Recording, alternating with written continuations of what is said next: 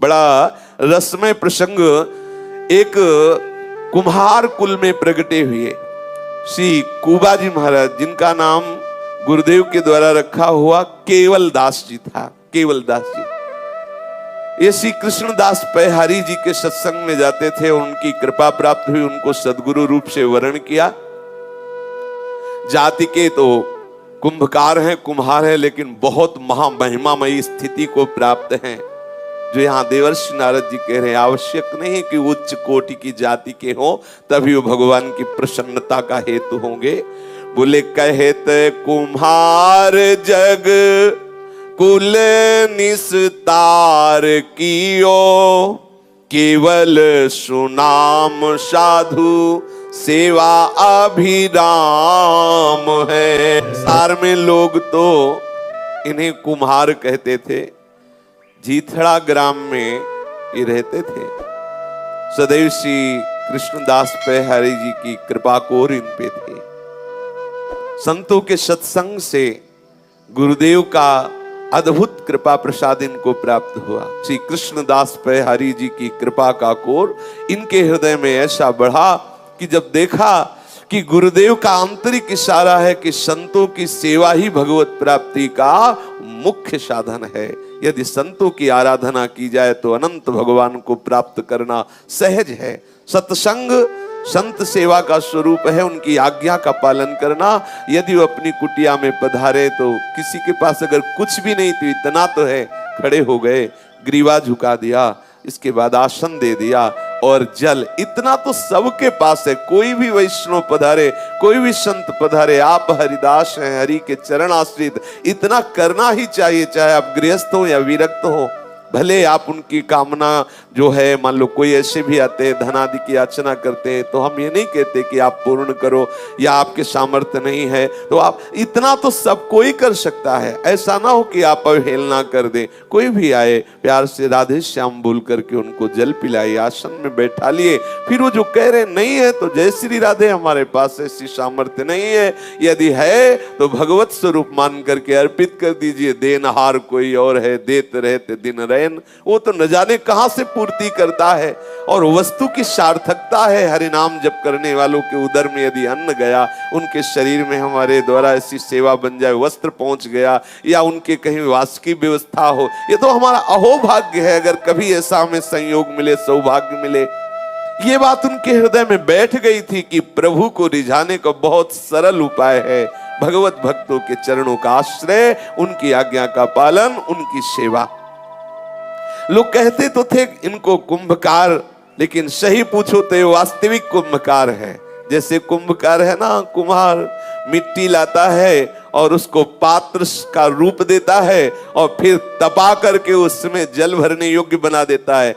ऐसे ही जो इनके समीप आ जाता तो ये उसके हृदय में भाव की रचना करते और भक्ति सिद्धांतों से उसे परिपक्व करके, तपा करके प्रेम रस रखने योग्य बना देते। ये ऐसे कुंभकार थे।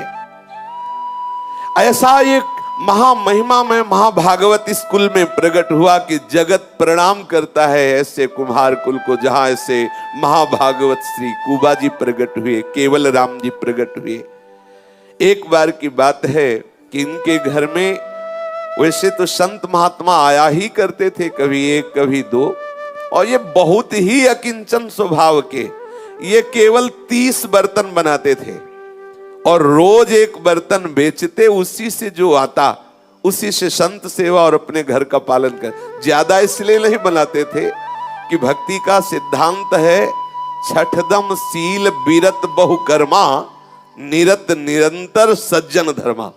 बहुत से कार्यों से वैराग्य धारण करके उचित जो व्यवहार कार्य हो करे, नहीं निरंतर जो साधु महात्मा जन अपने चित्त को प्रभु में लगाते रहते, वही हमारा चित्त लगे। यदि हम बहुत व्यापार, बहुत नाना प्रकार की क्रियाओं में अपने मन को फैलाएंगे तो हमारा मन एकांतिक भजन में नहीं लगेगा। तो प्रभु ने जब सबरी जी के सामने भक्ति का गान किया तो कहा छठदम सील बीरत बहुकर्मा, बहुत कार्यों से वैराग्य धारण कर ले।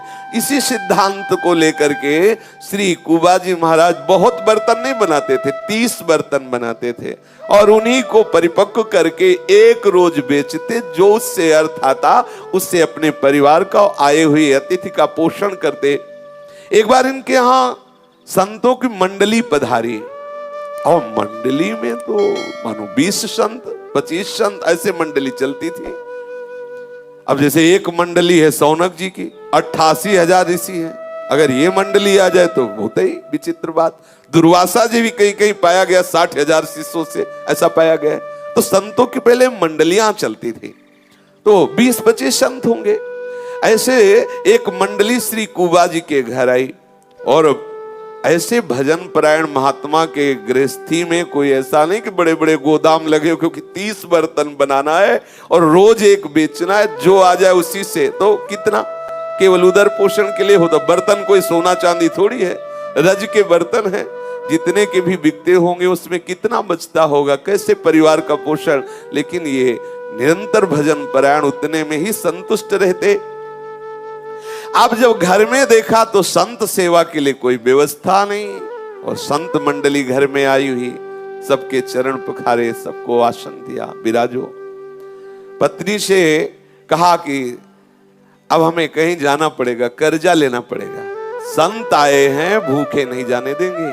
देखो वैसे अगर ये हाथ जोड़ के कह देते हमारे पास व्यवस्था नहीं है तो कोई दोष नहीं लगता, लेकिन ये प्रेमी जन है, इन्होंने विचार किया मैं कर्जा ले लेता हूं, संतों के लिए कर्जा ले लेता हूं। संतों का आतिथ्य प्रभु की प्रसन्नता का स्वरूप है, इसलिए ये भगवत पार्षद साक्षात चलते फिरते भगवान के मंदिर हैं। संत जन भगवान साक्षात संतों के हृदय में प्रकाशित है और चलते फिरते ये मंदिर है। एक मंदिर है जहां हमें चल के जाना पड़ता है और एक ये मंदिर है कि चल के आते हमें दर्शन देते हैं। साक्षात भगवान के ये चलते फिरते मंदिर हैं संत जन। अब ये किसी महाजन के पास जाते और कहते कि 20-25 संत भगवान आए हैं, उनके लिए हमें थोड़ा आटा दाल चावल घी चाहिए, आप हमें दे दो, जो काम बताना वो हम काम कर देंगे, आपकी सेवा कर देंगे, या कर्जा रूप में दे दो तो हम अपना बर्तन बना के बेचेंगे, फिर धीरे से आपका कर्जा मैं ब्याज सहित दे देंगे।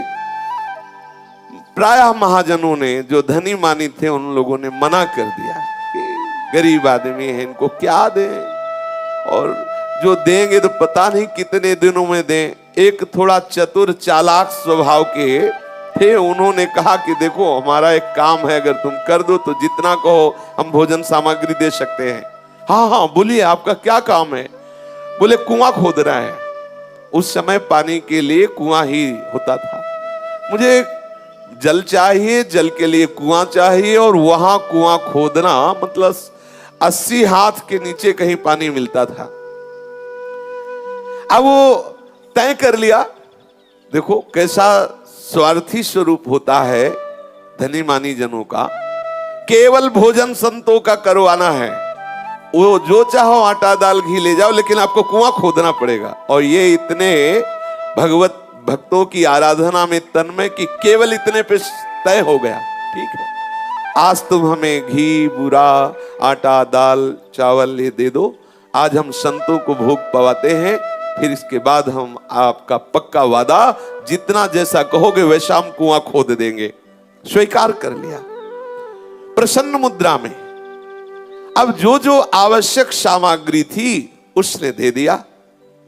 अब इनके हृदय में बहुत आनंद है कि जिन संतों के केवल एकमात्र जीवन आधार भगवान श्याम सुंदर है, आज उनकी आराधना करने का मुझे प्रभु ने अवसर दिया है। ऐसे आनंद मगन होकर के बहुत सी सामग्री ला करके संतों की सेवा कर रहे हैं।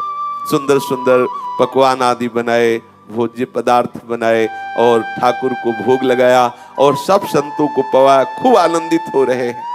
कितनी भगवत भक्तों के प्रति प्रियता है कुबा जी की, केवल संतों के उदर पोषण के लिए वो सामग्री देगा और आप ही कुआं खोदेंगे। कितनी बड़ी बात थी कुआं खोदना। अब आप सोचिए, थोड़ी क्यारी खोदना हो तो बात अलग, पूरा कुआं खोदना है 80 हाथ का, तभी वहां से जल निकलेगा। अब जब संत भगवान सुंदर प्रसाद पाए, 1-2 दिन रुके और फिर चले गए, तो इन्होंने वादा किया था कि मैं सेवा करूंगा, कुआं खोदूंगा। बड़ी रसमयी स्थिति है। एक एक फावड़ा चलाते हैं, हर फावड़ा में वो नाम उच्चारण करते हैं, राम राम सिया राम सिया राम। पत्नी को प्रार्थना करके साथ लाए हुए हैं, वो मिट्टी के तसले को उठवाती है, फेंकवाती है, और उससे भी कहते हैं कि अगर बात करना है तो हमें राम नाम संबोधन करके बात करना। बात करने जैसे अपने लोग बात करते हैं, राधे ऐसा संबोधन करते हैं, श्री हरिवंश ऐसा मतलब हमें पुकारा जा रहा है या हमें संकेत किया जा रहा है। वैष्णव जन आपस में संकेत भी करते हैं तो आराध्य देव के नाम से ही संकेत करते हैं। अब वो इस भाव में मगन है कि इसने संत सेवा के लिए हमें जो सामग्री दी, मुझे पूर्णतः वादा निभाना है। स्वार्थ लोभी महाजन को तो आनंद हो गया, थोड़ा सा अन्न देने पर इतना बड़ा काम करवाना, उसके लिए तो और लाभ का विषय है। अब ये भगवान नाम कीर्तन करते हुए एक एक फावड़ा मार मार करके रज भरते तसले में, नाम उच्चारण करते हुए तसले को फेंकते जाते। श्री केवल राम जी उस महाजन का कुआं खोदने लगे। खोदते समय आप तोते की तरह भगवान नाम उच्चारण कर रहे हैं, क्योंकि रस में डूबेंगे तो फावड़ा कैसे चलेगा, कैसे मेहनत होगी। इसलिए यहां तोते का शब्द केवल रटन। अगर चिंतन में डूब गए तो सेवा कैसे बनेगी। तो जिभ्या से जैसे तोते को सिखा दे बोलता रहता है, ऐसे जिभ्या से निरंतर सिया राम सिया राम सिया राम एक एक फावड़ा मारते हैं, कुआं खोदते जा रहे हैं। जैसे जैसे फावड़ा मारते हैं सिया राम मिट्टी निकाल के तसला में स्त्री को संकेत करते हैं अपनी पर, सिया राम अर्थात उठवाओ, और उठा सिया राम, एक एक कदम आगे सिया राम सिया। कितना सुंदर भजन पद्धति। और उसको फेंकते हैं रज को, फिर सिया राम, फिर आके खोदते हैं। पूरा ऐसे ही फावड़ा चलाना, तसले में डलिया में भर करके उसे फेंकना, और उनकी पत्नी उनका सहयोग करा देती है, उठा देते हैं।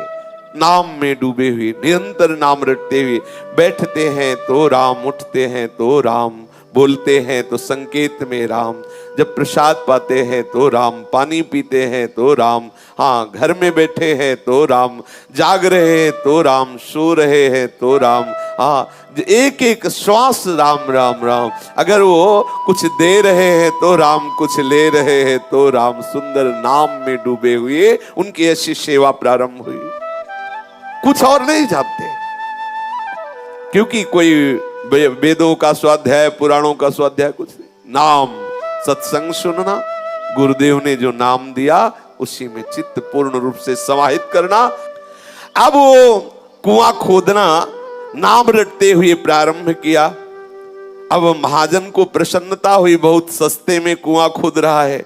खोदते खोदते रेतीली जमीन आई, चारों ओर से कई हजार मन मिट्टी खिसक गई, एकदम रेतीली मिट्टी थी और 80 हाथ खोद चुका था, बस पानी निकलने वाला ही था कि ऊपर से पहाड़ी फट गई रज की और नीचे केवल राम जी दब गए, केवल दास जी। अब वो मिट्टी इतनी थी कि जब लोग दौड़े वहां, उनकी पत्नी आवाज की रोने लगी। लोग दौड़े तो देखा हजारों मन मिट्टी ऊपर लद गई, तो बोले अब तो सवाल ही नहीं कि बच सके, क्योंकि इतनी मिट्टी वहां सांस ही लेने की जगह नहीं, तो निकालना बेकार है। अब कौन मिट्टी हटाए भी तो बचेंगे नहीं। अब उनकी पत्नी को समझाया, कुछ ले दे करके उस धनी मानी ने कि भाई तुम्हारे भाग्य में ऐसा था, ऐसा आदि। अब 1 महीने तक कोई उस कुएं के आसपास भी नहीं गया, क्योंकि बड़ी दुखद घटना घटी। एक दैन्य भागवत दब गया। अब पत्नी तो राजी हो गई कि जैसा प्रभु का विधान, जैसा हमारा प्रारब्ध भोग। 1 महीने की बाद जो है उधर से कोई निकले तो एक ध्वनि सुनाई दी भगवान नाम की, सिया राम सिया राम सिया राम सिया राम। ऐसी ध्वनि सुनाई दी आने जाने वाले लोगों को। तो गांव में जाकर के शुभ समाचार दिया कि वो कुएं के पास से नाम ध्वनि आ रही है और बड़ी आनंद प्रदान करने वाली, बड़ी सुखद आ रही है। अब जो लोग उधर उस कुएं के आसपास आते, इतनी आनंदमयी नाम धुनी थी कि सबको एकदम रोमांचित हो जाते। सिया राम सिया राम सिया राम, ऐसा सुध बुध न रहती। और सबको ये लगा कि 1 महीना हो गया।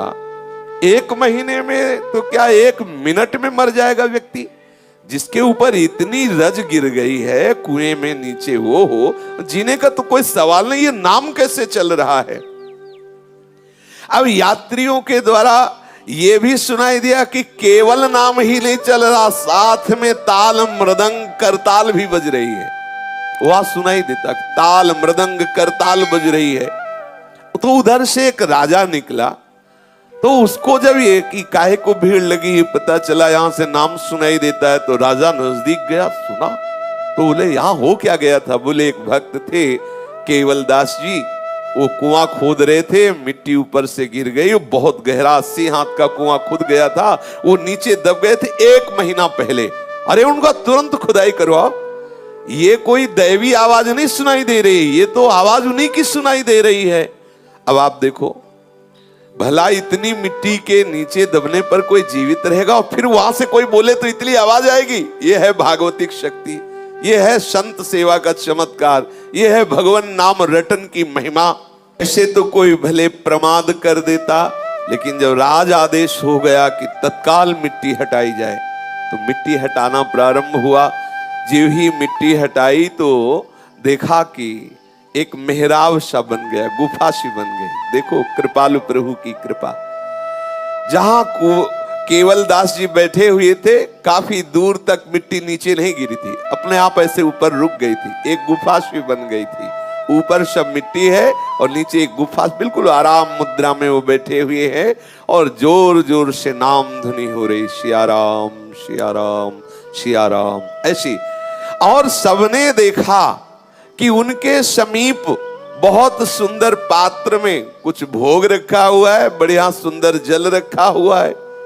देखो 80 हाथ नीचे कौन भोजन पहुंचा रहा है, कौन जल पहुंचा रहा है, कैसे वायु जा रही है, कैसे यहां तो थोड़ी देर अगर किसी थोड़े से भी उसमें, जैसे लिफ्ट में बिजली चली जाए तो प्राण घबराते, भाई जल्दी कुछ व्यवस्था करो, लिखा। और 1 महीना उसमें नीचे कैसे प्राण रहते, भक्तों की कैसी अद्भुत सोच के जी में घबराहट पैदा होती। सोच के थोड़ी देर सोचो, एक 80 हाथ का कुआं है, और ऊपर से, ठीक है वो आपके ऊपर नहीं गिरी, थोड़ा ऊंचाई में बिल्कुल पैक हो गया। अब आप बताइए, इतना सोच के केवल प्राण घबरा रहे, कैसे रहेंगे। लेकिन देखो कैसा नाम प्रेमी महात्मा, कैसा भगवत भक्त सेवी महात्मा, कैसे प्राणों से युक्त, बलवान प्राणों से युक्त है, नाम कीर्तन हो रहा है। समय समय पर प्रभु सुंदर जल और भोजन पहुंचा रहे। अरे उन्हीं को नहीं पहुंचा रहे, कितने ऐसे जीव अनंत है सृष्टि में, जो भूमि में के नीचे दबे, जो पहाड़ों के नीचे, प्रभु सबको दे रहे हैं। ये ज्ञान जिसको हो जाता है, वो पोषण भरन चिंत कराई, श्री हरिवंश विभव विलसाई, वृंदावन की माधुरी। अब तो जो जो वहां थे सब राजा सहित श्री केवलदास जी के चरणों में लिपट गए। भगवत कृपा से बिल्कुल सुरक्षित थे, बस थोड़ा पीठ ऐसे करले से थोड़ा पीठ में कुबड़ निकल आया था। थोड़ा 1 महीने से ऐसे ही बैठे थे, तो पीठ में थोड़ा सा कुबड़, और सुंदर जलपात्र रखा हुआ, सुंदर भोग सामग्री रखी हुई है। आप तो सब कीर्तन करते हुए उनको कुएं से बाहर निकाला गया, घर लाए। अब तो नगर के लोग दौड़ दौड़ करके आ रहे हैं, अलग अलग गांवों के लोग भेंट लेकर के। आश्चर्य की बात है, आश्चर्य की बात, सर्वाश्चर्य के 1 महीने से कुएं में प्राण नहीं गए, वहां भोजन, वहां जल पहुंचा रहे, नाम कर रहे, प्रसन्न मुद्रा में सब लोग आते, प्रणाम करते, पूजा करते। बड़ी भीड़ लग गई उनके द्वार में, चारों ओर झुंड के झुंड भक्तों के समूह आकर के उनको प्रणाम करने लगे कि अहो भाग्य, ऐसे महाभागवत के दर्शन हुए।